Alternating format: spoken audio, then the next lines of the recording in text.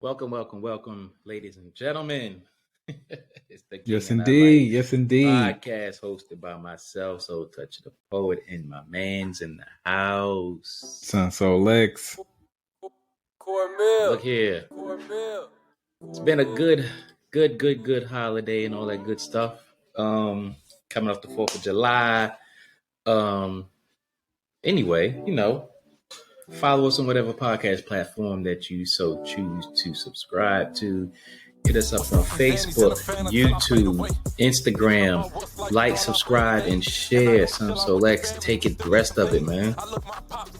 Hey, man, if you guys got some new topics you guys want to shoot into us, that you want us to discuss, chop it up for you, or if you want to come on the show, please send your email inquisitions to KINGANDEYE369@gmail.com.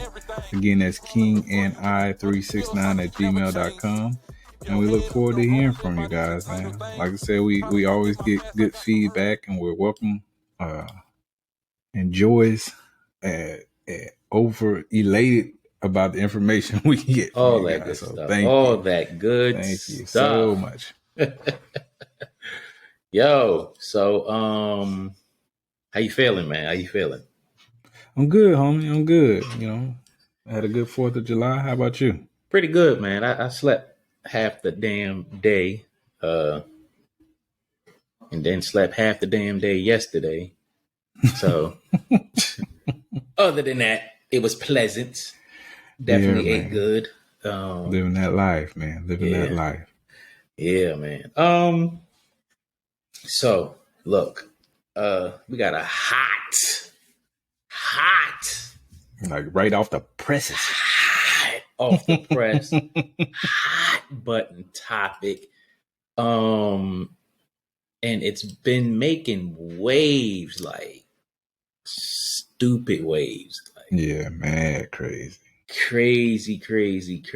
Because everybody has an opinion, and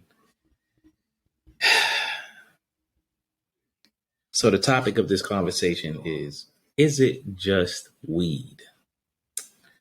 The precursor to this episode is the recent suspension of Olympic hopeful Sha'Carri Richardson. Richardson recently ran the 100 meters at the 2021 Olympic trials with a blazing time of 10.86 seconds, which not only guaranteed her place in the Olympics, but had the world, mind you, the world looking forward to her performance at the Tokyo Games. This all came to a head with Richardson testing positive for THC, which is a banned substance according to the United States Anti-Doping Agency, and more important, the World Anti-Doping Agency. Yes, sir. Sunsolex. Man, when I heard the news, I'll be honest with you guys, I was kind of devastated. Mm-hmm. Not only for her, but for all the people who had put in hard work to make sure she got into the position that she was currently in. First thing come to mind is the coaches, her grandmother, her relatives, her close friends, kids that looked or continue to look up to her. Mm-hmm. My thing is, I was just so looking forward to seeing her take her body and training to the max. Yes. Because once you on that big stage, like this young lady was, and maybe potentially still, there's a chance for hope, as they say. Yeah. That she may be on the relay team, but we'll see. But I just, part of me wanted to be mad. Another part of me wanted to kind of like see her as a daughter or a younger sister, and just hug her and say, "Hey, baby, it's gonna be all right." Right. You're young. When I was your age, I didn't have the kind of pressure you have on you, and I'm sure I made not the best decisions at that age. But another part of me was like, man, damn it, Mm.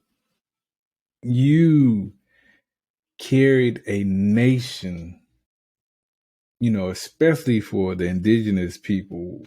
We were really excited for you and just wanted to see you do your thing.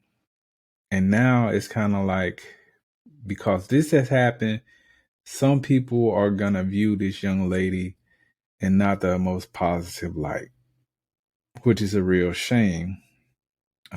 The way I see it is, she's young. She made a mistake. She owned up to it. She said, during her interview that, yes, I did this. I didn't make the best decision. And she didn't try to run away from it, or put it on, just the pressures or, whatever the case may be. So I commend her. Again, I don't think that we should shun her in any kind of way, because I respect the fact that she just said, "Hey, I made a bad mistake, a bad decision." So we all human, as she said. So your thoughts, sir? We all human. When I saw it, first of all, let me say this. I look forward to the summer games every 4 years. Right. Because to me, that is like the greatest sports event on the planet. You have your best from every country participating in this event that has been going on for centuries. And to see if you paid attention in school coming up, to know where it came from, to see where it is now, and especially the track and field events, they are climactic on their own. They are orgasmic on their own. If you've ever ran track or any track and field event, to me, there's no greater high. I ran the 400, 4x4, 400-meter hurdles. I did the high jump. So I get it. So when I saw her run, I was like, yes, America is about to bring that 100-meter crown home. I was like, yes. When I heard that news, I was so disappointed. So disappointed. I'm disappointed because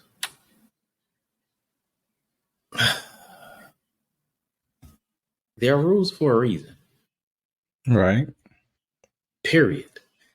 When she did her speech, her after the fact, yeah, you did own up to it. But in that you said,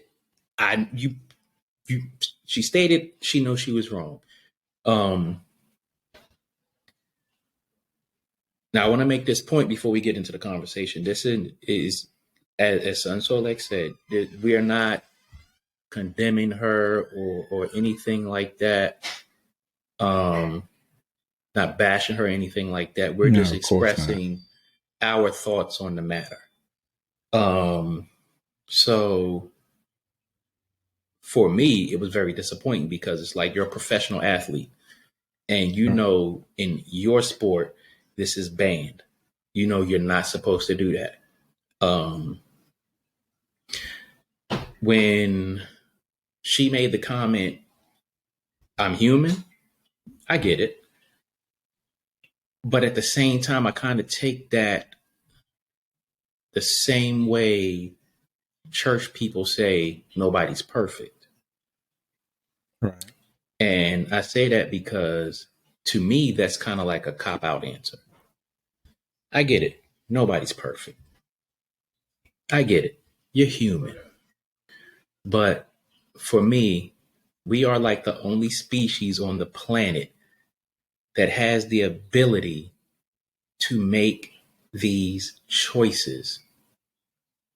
If you look at most animals on the planet, it's their actions are based on living and dying and reproducing. We have so much more than them. Um, so for me, I mean, to be on that stage, just 21 years old, going to the Olympics, that's bam. I get it. It's stressful. I get it. Anxiety. I get it. But you're a professional. So for me, it just rubbed me some kind of way because of that. It did. I mean, again, not bashing her the least little bit. When I heard it, I was just hurt, man. I'm like, oh my God, this young lady, why? Yeah. You know what I'm saying? It's like, why would you do this knowing the consequences of what will transpire from you moving in that direction like that? Like you knew it was coming. There is no ifs, ands, or buts about it. None. But man, I'm kind of like, I can't make excuses for it. No. I just simply can't make excuses for it. Again, like you said, they make these rules and these regulations for a reason, and it's not a racial thing, because a lot of people, they want to make it a racial thing when it's not.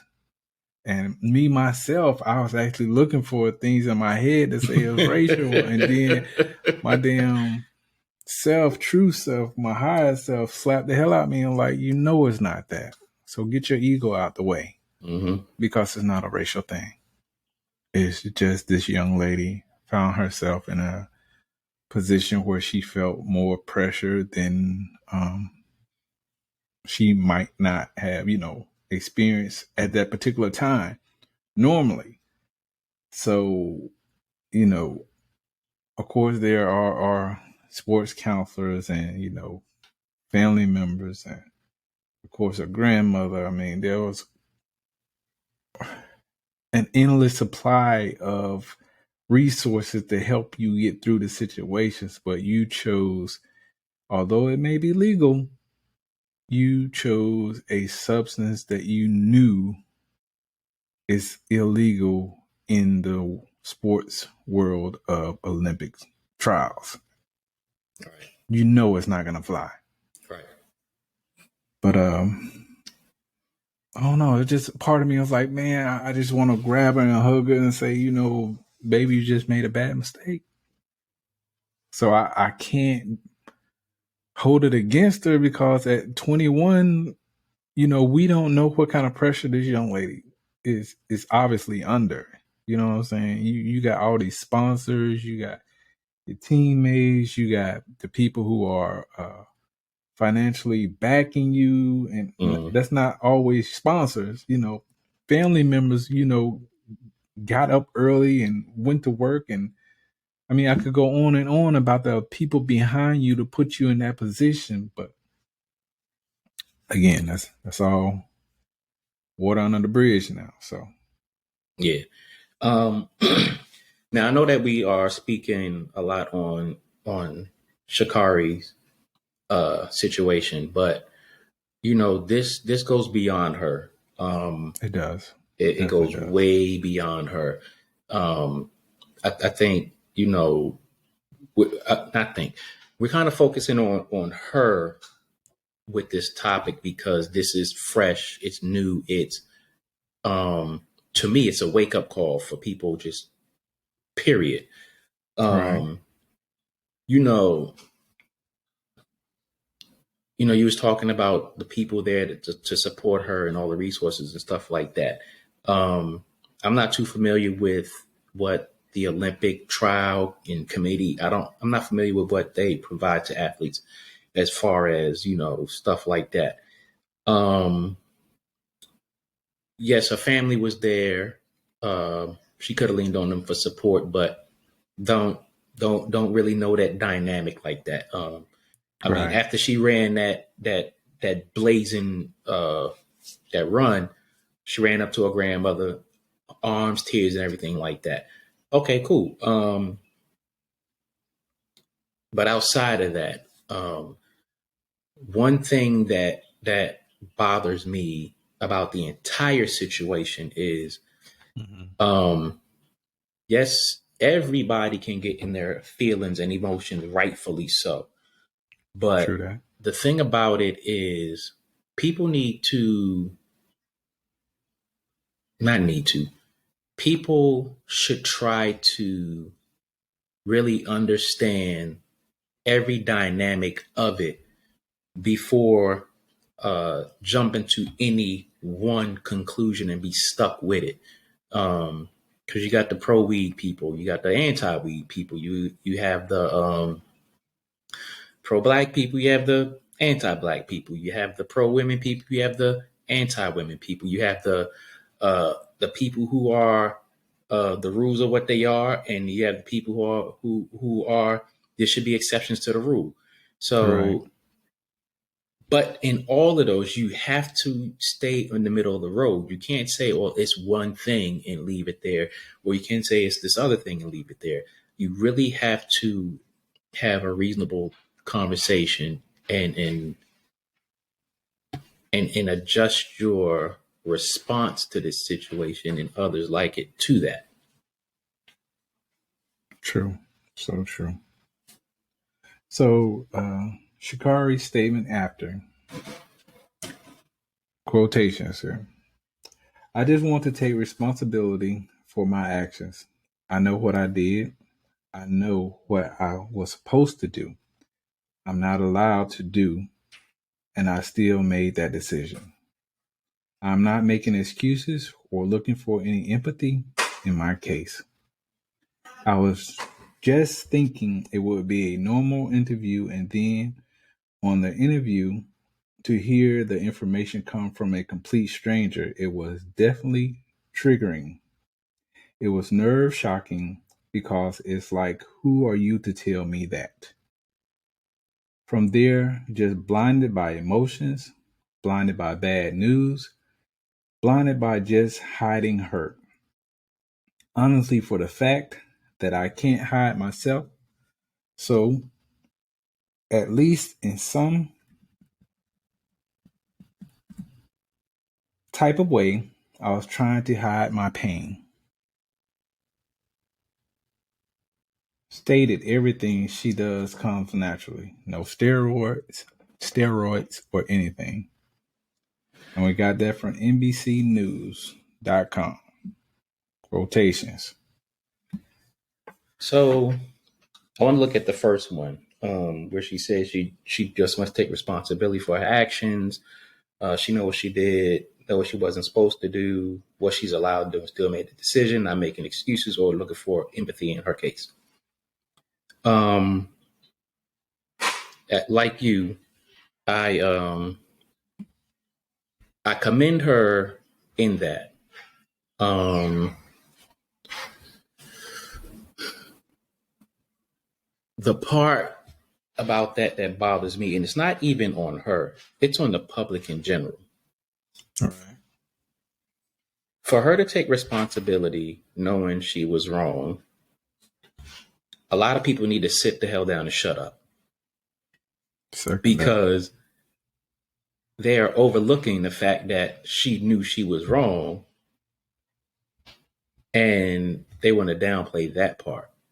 Um, so, so yes, I do commend on that. And she's not looking for excuses because she knew. All So right. that's my little spiel on that part. Um.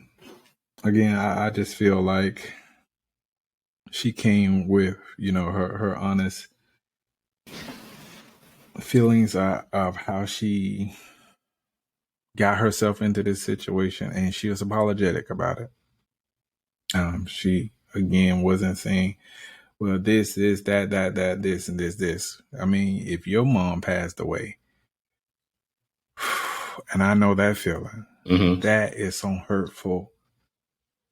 That's some hurtful business, man. Especially if you're close with your mom. Right. So I get that, of course, she wanted to do something to just relax a little bit, take the anxiety away. But again, that was not the right action to take. And this is where we are with it now. So that's all I have to say about that. On that one, for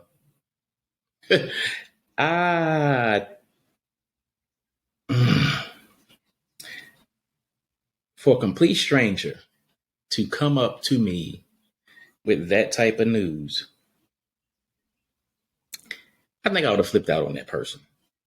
Like, really flipped out on that person. Like, how about you focus on what I'm doing right now?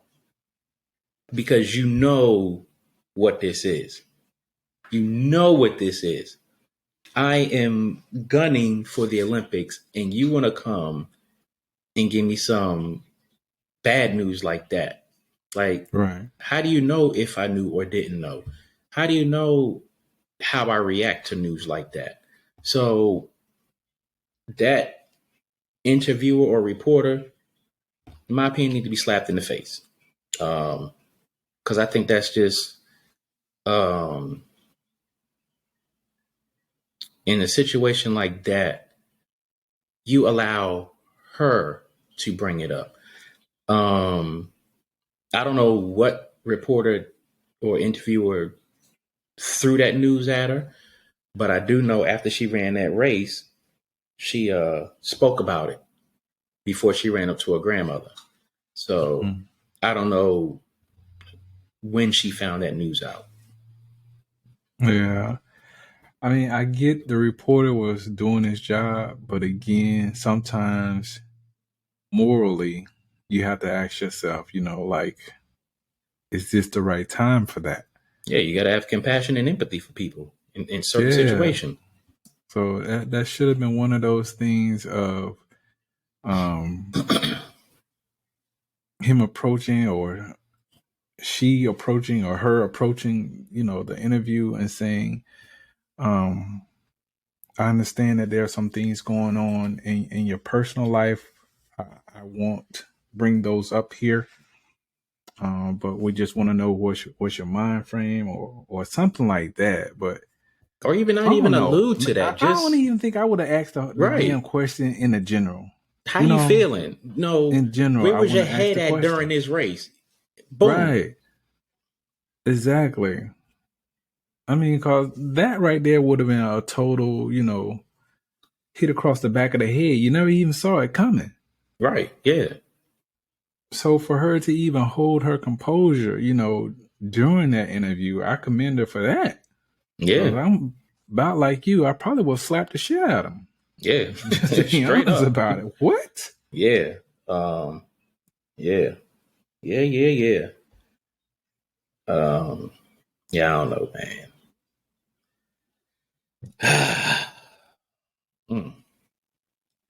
But she stated everything she does comes naturally, no steroids, anything like that. That I can believe 100% because she has documented records and all that says she smashed records in high school, college, and all that. So I have no doubt about that. The one thing that a lot of people probably don't know, especially when they say, oh, they was targeting her because she's black, this, that, and the other. I watched the interview with Sonia Richard Ross, who was a phenomenal track and field runner. And she said the top 3 automatically get tested. top 3 automatically get tested. As soon as they run that race, they're going to get tested for drugs, substances, or whatever. And I don't think a lot of people know that. I don't think a lot of people knew that. So you have to be, like I said, you have to know everything that you're putting your emotions and energy to before you speak on them, and you don't know what you're talking about or don't fully know everything that's going on. So, I mean, hell, if you're one of the top 3 in any of these events during the Olympic trials, you know when you're one of the top 3, you're going to automatically get tested. You kind of really don't have no excuse for me. No. I mean, at that point, what do? You know you got it in your system. The race is here. The race is now. Do you just graciously come up with a lie and say, I got an injury, or I'm not feeling well, or something like that? Or do you do what she did, which was run the race knowing that the consequences are going to come out? I don't know. I really don't know what I would have done. I will say this. Track and field, as a track and field athlete, you run your race.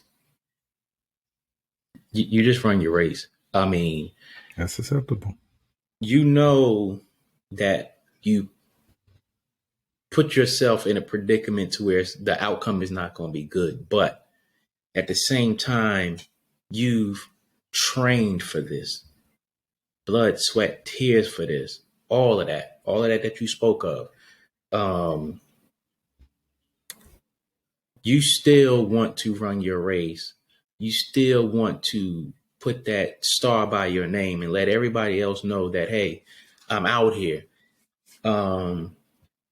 So, I mean, that's what it is. You don't just want to be like, oh man, I know I'm going to pop hot. Let me fake an injury or say I'm not feeling well and pull myself out, because it's like, yo, what's going on? And it's like, you can't live with yourself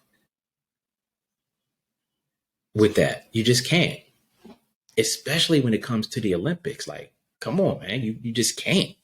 Like, you've competed with everybody in the country that is trying to get that spot.